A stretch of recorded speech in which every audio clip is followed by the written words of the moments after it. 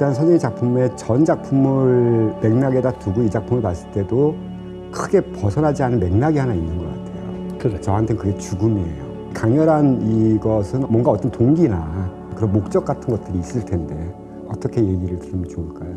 그 사실 어릴 때부터 이렇게 커오면서 촉각이 밝은 쪽보다는 어두운 쪽, 또 곤충들이 이를테면 죽어 있다든지 아주 어릴 때부터도 생명이라는 것은 결국 소멸할 수밖에 없다는 또 그런 데 대한 관심이 많았어요. 그런데 그런 것들이 이제 화가가 되고 그림을 그리기 시작하면서 내가 가지고 있는 체질적인 성향, 관심도가 죽음에 대해서 그런 것들이 이제 여러 가지 사회 현상들과 엉키면서 항상 삶과 죽음이 대비되는 방식으로 표현이 되기 시작한 거죠. 왜냐하면은 빛과 그림자는 서로 공존하는 거잖아.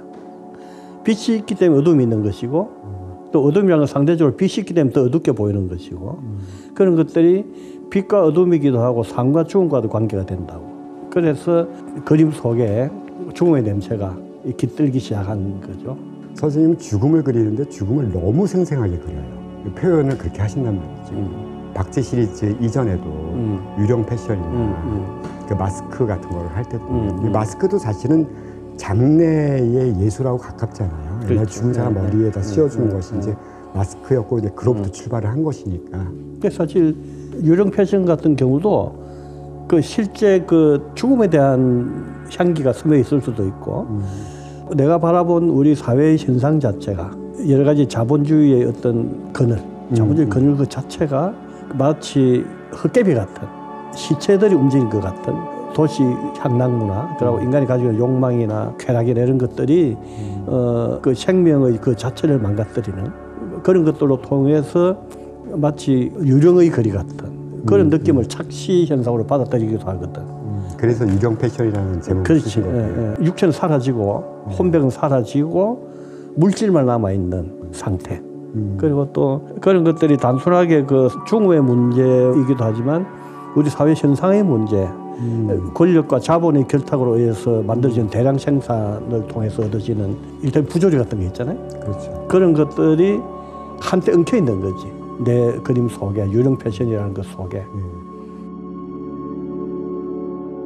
선생님이 상대하는 미술 시장이라고 하는 것 자체가 시장이잖아요. 아트페어 같은 데 가서 그 작품들을 보고 있으면 작품들이 정말 꿈동산 같은 일종의 말하자면 디즈니랜드가 된 거죠. 그러니까 이제 이런 방식의 선생님은 굉장히 잘 적응하시면서도 비평적 거리감을 두시고 계시는 거예요.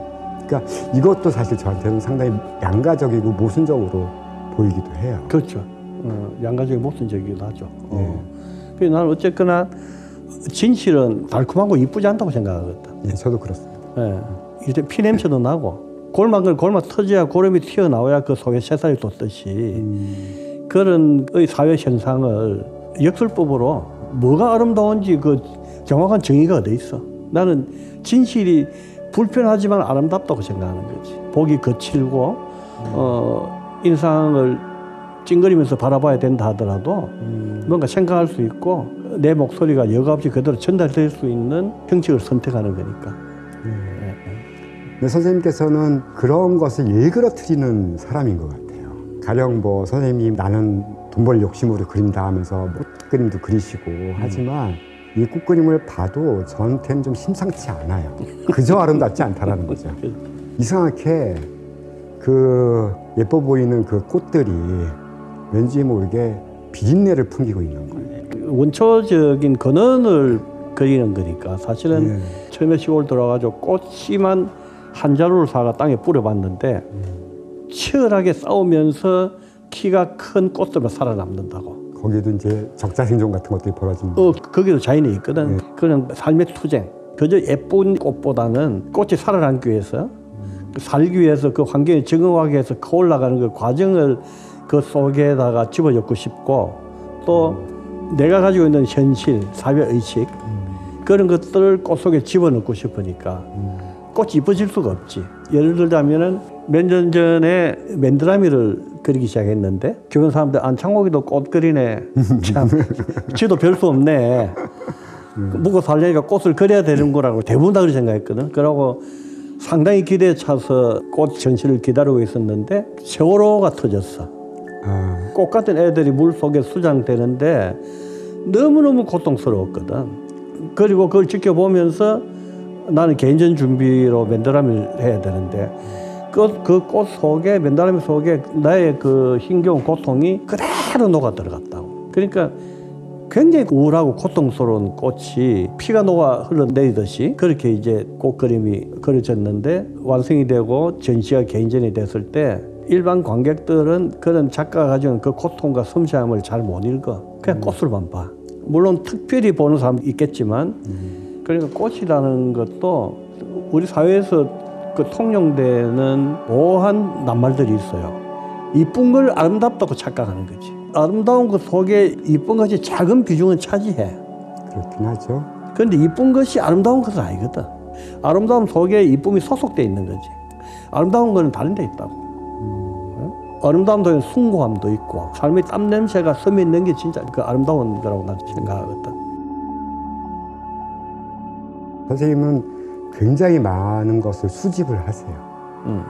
선생님 스튜디오라든지 이런 창고 같은 데 와보면 참 개통 없이 종류 다양하다 이런 생각을 많이 할 때가 있는데 약간 편집증적인 것도 있고 하면 뭐든지 시작하면 멈출 줄로 모르는 편집증도 있는 데다가 그 내가 보는 것은 값진 것이 아니고 우리 일상 속에서 약간 특이한 것들 뭐 이를테면 뭐 인형 같은 것도 좀 부서진 인형이나 완제품에도 약간 뒤틀린 것들 값은 나가지 않는데 보기 힘든 것들 그리고 내가 수집하는 대부분 다 내 작품과 연결이 돼요. 그렇죠. 예, 그래서 물어보죠. 네, 그러니까 그런 것들을 사방에 이렇게 던져놓든지 배치해 놓음으로 해서 오며 가며 내 생활 속에서 끝없는 아이디어를 작든 혹은 크든 혹은 그 여러 가지 물건 속에서 작품에 대한 구상의 아이디어를 얻게 된다고.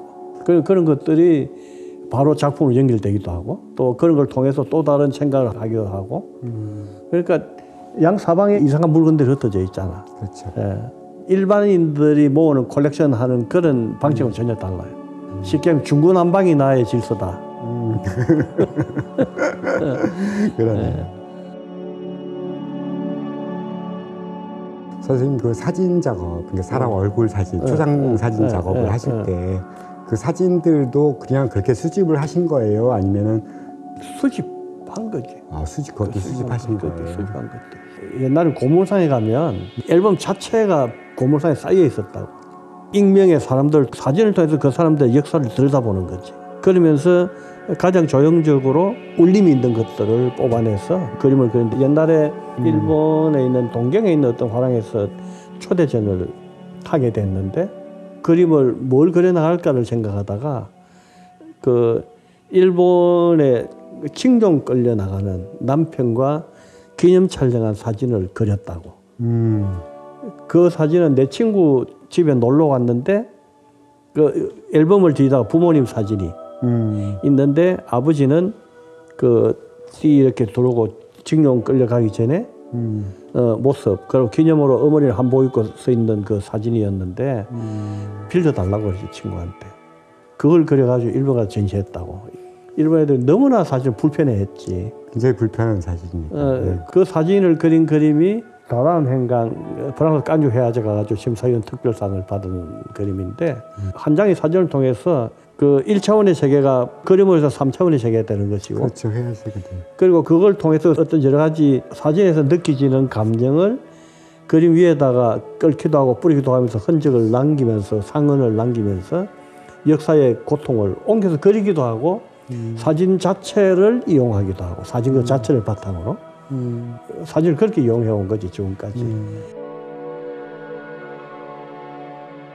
선생님 이제 사진 작업도 하시고 또한 뭐 모델을 두고 배드카우치 같은 시리즈에서 그거는 배드카우치 같은 것은 그 여자 누드나 이런 것들이 사실 가늠증을 유발하는 그림들이 많거든. 네. 대부분 다 그렇잖아. 난 그게 아니라는 생각을 한 거지. 새로운 방식으로 딴지 걸고 싶은 이것이 누드야라는 걸 보여주고 싶었다고. 실제 우리 주변에서 늘 흔히 볼 수 있는 일반인들 배드카우치에 앉아서 혹은 기대 서서 있는 장면들을 그리기 시작한 거지. 그러니까 잘 가꾼 몸매가 아니라 우리 일상 속에서 흔히 볼 수 있는 건강한 몸매, 삶과 맞서서 걸어가는 씩씩하고 건강한 소시민들의 모습. 그 그림들을 보고 관념적인 눈으로 볼 수가 없어. 노대의 다른 차원을 그려서 보여준 거지. 선생님 수치심 얘기가 나왔으니까 말인데 예술이 사람을 수치스럽게 만들 수 있을까? 그러니까 수치스러운 걸 보는 건 가능해요. 반대로 그림을 보는 내가 수치스러울 수 있을까? 이거는 좀 다른 차원의 이야기인 것 같아요. 그렇지. 그래서 선생님의 그림을 보고 있으면 제가 부끄러워요.